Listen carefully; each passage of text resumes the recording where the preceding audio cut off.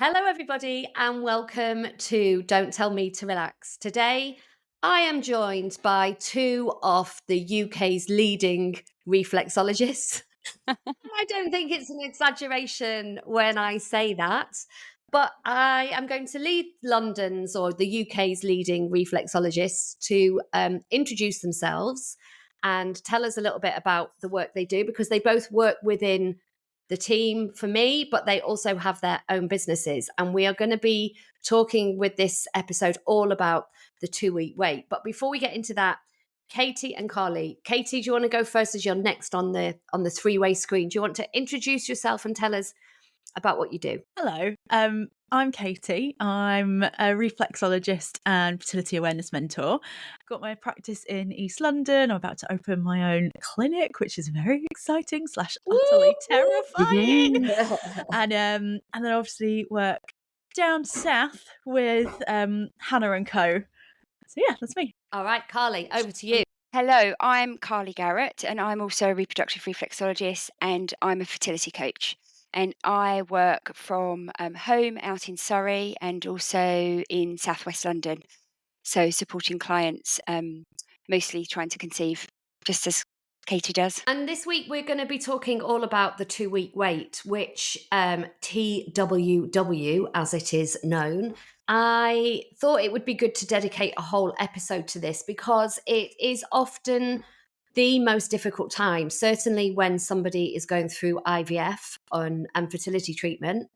But also with a menstrual cycle, that kind of window post ovulation to waiting for your period to come or not come is often a really stressful, really difficult time. And so we thought that it would be really good to talk about the 2 week wait and talk about ways to manage your emotions, your feelings, and everything in the 2 week wait, because I know both Carly and Katy have obviously support people one-to-one in clinic, but also have online options to provide that extra support if you can't get to clinic to see either of them. So Katy, I'm gonna start with you, my lovely. When we talk about the 2 week wait, can you tell us what specifically we are referring to?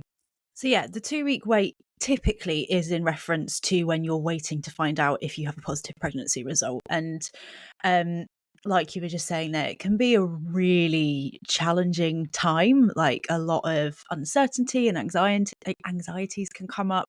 And that's for anyone who's trying to conceive. So whether that's they've just been trying to conceive naturally, or if they've gone down more like the IVF route, IUI and things like that, it's just a waiting game, and it can feel like you're climbing the walls just waiting for that like countdown to get to the point where you can finally test. And a lot of people find that incredibly challenging, and it's a cruel time of the cycle in that it's where a lot of people get either like PMS symptoms, and there's such an overlap in PMS symptoms and early pregnancy symptoms, so it can drive you up the wall. And we do a lot of work in all of our various clinics to help people manage the stress and anxiety in that 2 week wait, which can just be a bit of a rough time. And it can be a rough time for people, like you were saying there, Hannah, of whether you're trying to conceive or not. Like that 2 weeks ish, give or take, between ovulation when your period comes can be a really challenging time for lots of people. So even if you're not currently trying to conceive, but you do struggle with those 2 weeks before your period, I do think a lot of what we're saying today will be transferable to support you if you struggle with that luteal phase of the cycle. So, Carly, what are the common symptoms and problems that people experience on an emotional level during the 2 week wait? Well, as Katie just said, I see a lot of anxiety and overwhelm in that time. And a lot of that comes from the lack of control.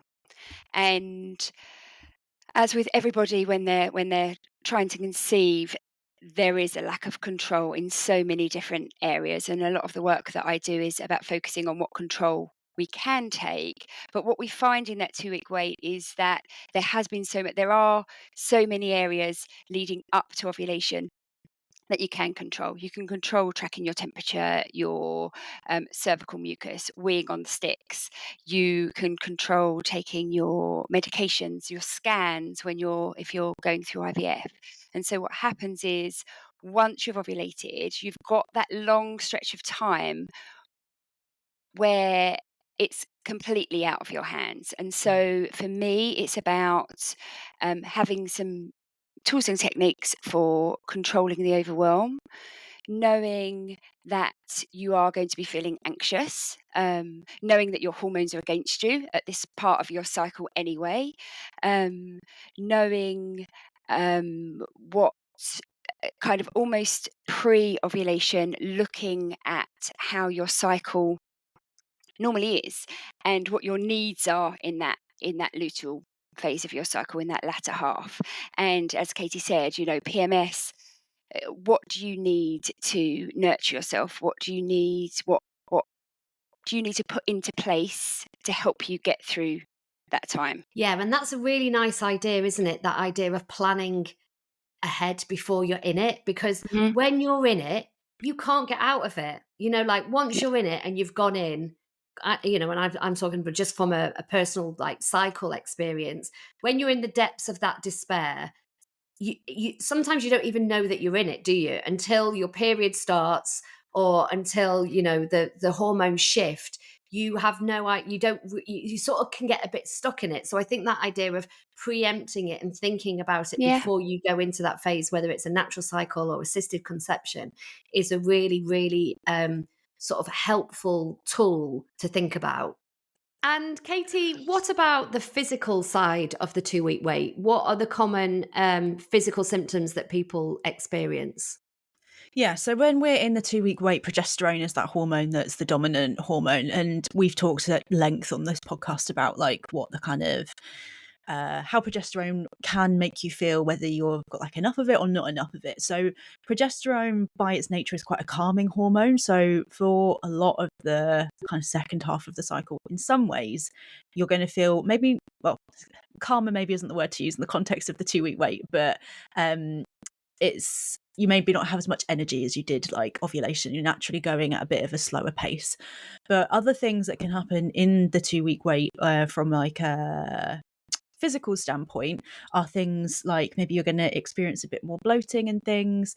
Sometimes people get spotting, which we can then, or people then find they're going like, oh, is that implantation bleeding? And then you can get into this symptom spotting kind of thing with that. I mean, well, with any of the variety of symptoms you can get in that 2 week wait, but also obviously those kind of like emotional aspects that come up, like Carly was saying, your hormones can be against you in that second part of the cycle, where maybe your mood is a bit lower, so your tolerance for things is less, so your tolerance for anxiety might be less. And then sleep is another one that can be really impacted. So progesterone by its nature has this calming effect on the brain. However, if you're maybe not producing quite enough progesterone or you're sensitive to it, then this can result in insomnia. So obviously we know the impact sleep can have on you on a day-to-day basis, but your menstrual cycle and things as well, and your tolerance for stress and things. So really trying to prioritize sleep in that 2 week wait can be really important, particularly if you find you struggle with it, making sure you've got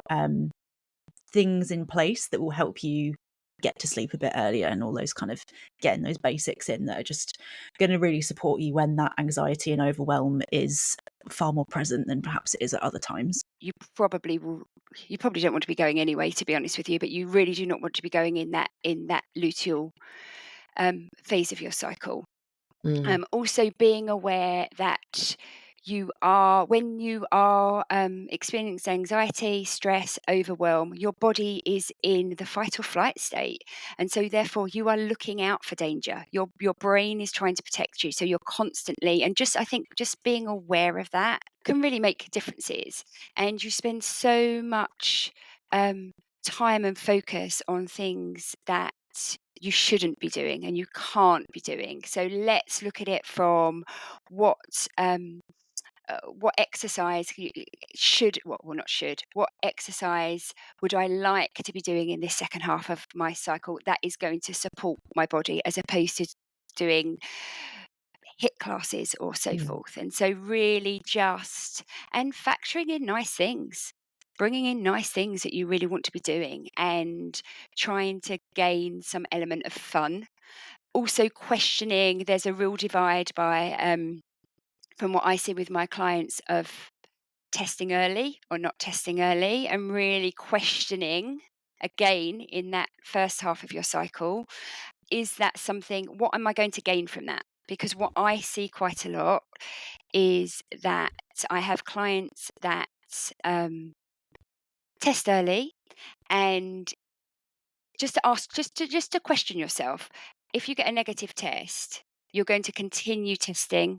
Say you're testing on day 10, you're going to continue testing until your period's due, even if you've got a negative test. And actually, you're going to do the same, really, if you've got a positive test. So if you can try and keep yourself um, in that potentially hopeful wait a little bit longer, because the negative test and the positive test both bring their own anxieties.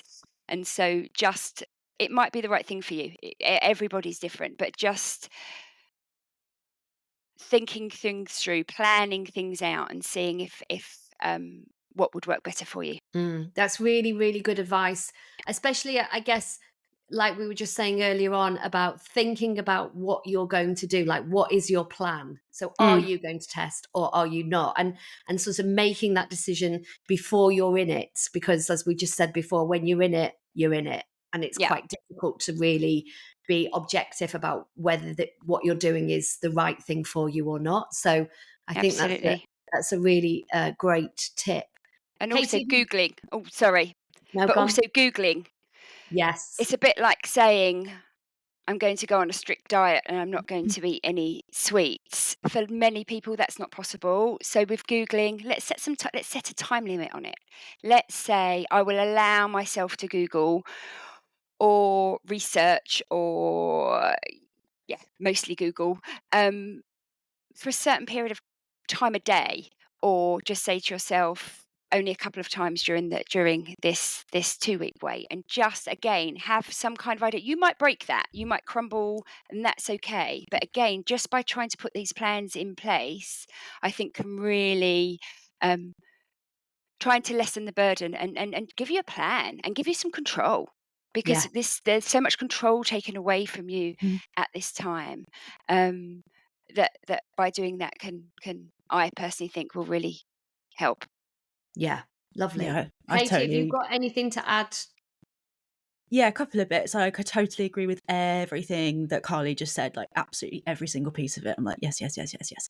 And I think the getting some fun stuff in, like it's something like there's a time and a place for distraction tactics, and the 2-week wait is one of them. So like Mm, getting some stuff in your diary that you know you can just get lost in and like just be completely absorbed in is, I think, invaluable for your mental health, because otherwise you are just going to fester in like this worry and anxiety and things. And something else that I kind of wanted to offer. So like I've never been in a 2-week wait, so I appreciate it could be a bit rich me giving this advice, but I see so many overlaps in the way people feel and the patterns their brain go in, that I've experienced through obsessive compulsive disorder. Now, I'm not saying anyone in the 2-week wait has obsessive compulsive disorder. You might do, but you possibly don't. But there are overlaps in this type of thinking that can happen. So mm, what my therapist always said to me, she's like, uncertainty breeds anxiety. And Hmm. then I kind of want to elaborate on that and saying then an anxiety feeds off uncertainty. So it's this vicious loop that you end up getting in, and it's really difficult when you're experiencing physical symptoms. You're mentally kind of scanning for what you've been doing and is that good? Is that bad? And this is so easy for me to say, hard to do, but you kind of have to make a conscious choice to break out of those patterns. And that's where the distraction tactics can really come in handy to help you kind of break out of those vicious loops that you can get into. So I appreciate that's really easy for me to say, but something I always get my clients to do sort of following that conversation is literally make a huge list of things that you like doing Mm. and kind of add that to your plan of if you're like, oh, I don't know what to do, I'm feeling a bit lost, you can just go to your list, like wave your hand over it and be like, it says drawing, I'm going to do some drawing, or I'm going to go for a walk, or whatever those things are. So you have kind of like a pack ready to go for when you're in the 2-week wait of like, how are you going to manage this? I think planning is a really big part of it, but also just offering yourself some compassion in amongst all of that. I feel like this month, this is just really hard. And if you have those months that are really hard, allowing space for the frustration, the grief, the anxiety, and giving that some airtime in a way, and like airing those thoughts and feelings with people that you love, so you feel held and supported through this as well, because it can feel like a really lonely time otherwise. Yeah, Mhm. absolutely. And the other thing that I was going to add, just thinking about it then, is around this idea, and it comes back to that idea of control, is that it's really important to know when you're in the 2-week wait from, in whatever form that is, that nothing you do is going to affect the outcome, positive Mhm. or Mhm. negative. Because that is often the thing, isn't it? Like once you've had that embryo transferred, or once you've had sex around the time of ovulation, and let's say conception's happened, that it is going to either be successful and become a positive pregnancy result, or it isn't. And there are many, many processes that are involved in that, none of which we have control over. Mhm. And I remember speaking to Trudy, a fertility nurse from the Eve Well, about it, and her saying that, like, once transfer is done, it's done. And Yeah. obviously people talk about coming for acupuncture, coming for reflexology, all of these things are not going to make it successful or not. Yeah. These things are there to help reduce your anxiety, Mm. Yeah, help to you help sleep, you have cope. a feeling of control, feel supported. That's what they're there for. Yeah. But Mm. this idea that if we do X, Y, and Z, it means it's going to be successful at that point in the cycle. It's kind of like the work has been done, isn't it? And it's kind of out of your control. And I think knowing that is quite helpful. Definitely. I Yeah. think like there's so many things in life where like 1+1=2, and in like health it doesn't always happen like that. It's like you can be doing everything. I think that can be really hard for a lot of clients, is like they're putting all the work in but you don't get the result. Mm, But that's not Yeah. to say you won't eventually. It's just, sadly, this is like biology at play, and like you can do everything you can, but there is an element that you just have to be like, I have done everything I can. yeah. Yeah. Yeah. And there's so much again that's just out of your control. And I remember a client many years ago, probably about 13 or 14 years ago, and she was a pregnancy client, and she said to me at the treatment, she said, "Oh, this was an IVF. Just to let you know, this was an IVF pregnancy." And she said, "It was my 10th transfer, and at that time, I didn't even know that was possible. I nearly fell off my chair." And I remember talking through with her, and her saying about how she'd actually tried every single transfer she had. She tried something different in her 2-week wait. And she said, one time I went on holiday for 2 weeks, another time I went to work. And she said that she just, even with that last round, and there were a lot of things going on. She had lots of immunology issues going on. So there were lots and lots of different elements to it. But there isn't a right or wrong answer. And you do Mm, see, I'm sure you both see exactly the same, that you have clients that, especially going through IVF, take those 2 weeks off, or 10 days, or they don't. And there's always that, am I doing the right thing? Am I doing the wrong thing? And like you both said, that isn't the case. It's not a right or wrong answer. And I no. think, as you said, Hannah, with the three of us get lots of clients that come to us in that time. And as we've already discussed in the last podcast that we did together, that it's the stress is not impacting the result, is not Mm, impacting your fertility, but it's not nice to be going through that within this time. And I think it's very easy to forget that there's a lot of women that go through this month after month after year, and how that downward cycle of despair, and how that chips away at you each and every time, and the grief that comes Mm. with that negative result. Um, and I think to try and have things in place and people around you to support you, which is what we all do, right? That's mm, why we kind of do what we do, is to support our clients. I think that's really, really important. And things like the Don't Tell Me to Relax Facebook group. There's such Mhm. a wonderful community in there, and I think that's Yeah. something else to try and have a bit of a support. Have your team around you, however Mm. which way that looks to you, and it might not involve any of us or any Yeah. professionals, but it might involve your friends, it might involve your family. I just think that's important. I think that's really, Mm. really important to have that. And are there any things that you think you shouldn't do? Are there any things to avoid, or is that kind of too black and white? What are your thoughts on that? I think that might be a bit too black and white. I think, Mm.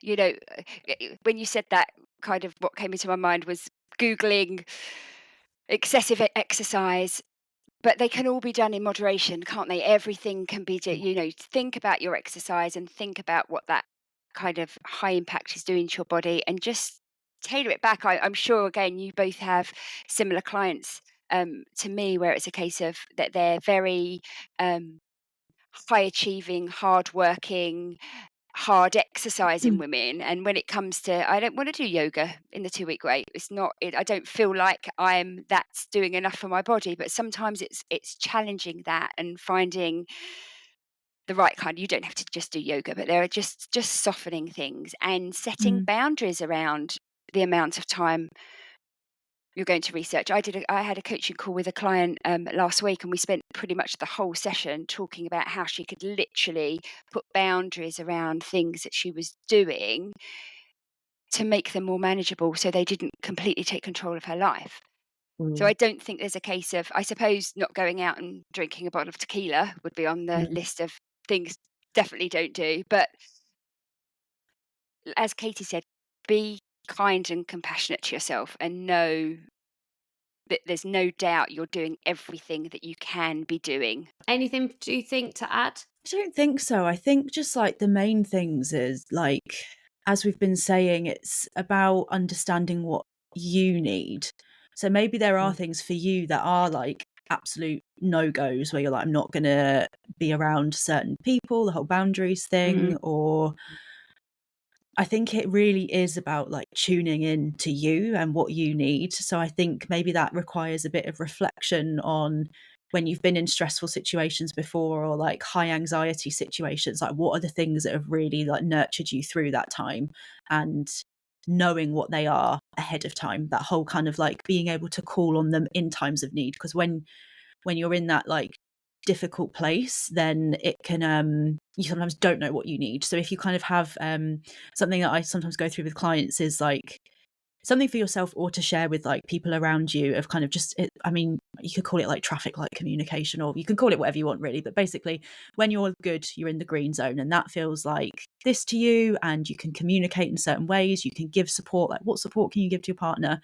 Or if you're in like the orange zone, like you're having a bit of a wobble, what does that look like? What do you need? What support do you need from someone else? And then the same with like if you're in the red, that's like shit's hit the fan, not coping, what do you need? Literally have that written out somewhere so you can refer to it, but also you can communicate that so easily to the people that you love around you, being like, having a bit of a wobble. And they're like, Mm. cool, I know you need XYZ when you're having a bit of a Yeah. wobble. Having those conversations when you're in your follicular phase and maybe you're feeling like good about it all and you're not kind of stressed about it, and you're able to kind of objectively see how you feel in those situations and do that reflecting.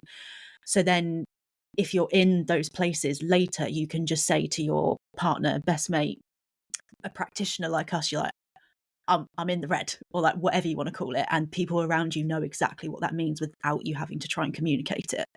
I love that. That's a Mm, great one. yeah. Yeah. Okay. So what I'm hearing really, just to recap on the sort of top tips, is around this idea of knowing that you have, once your kind of ovulation has happened, fertilization has happened, embryo transfer has happened, you're in that zone of it either will work or it won't, and what the outcomes for that you have no control over.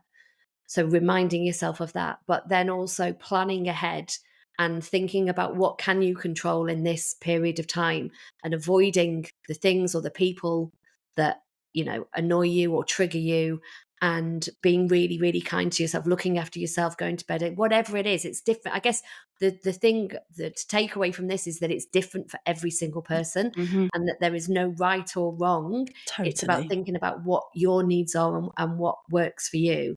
And I guess the other takeaway is around this idea of symptom spotting, because symptom spotting is like, it's like the devil's work, isn't it? Yeah. It really is, because It's awful. It's the it's worst. cruel.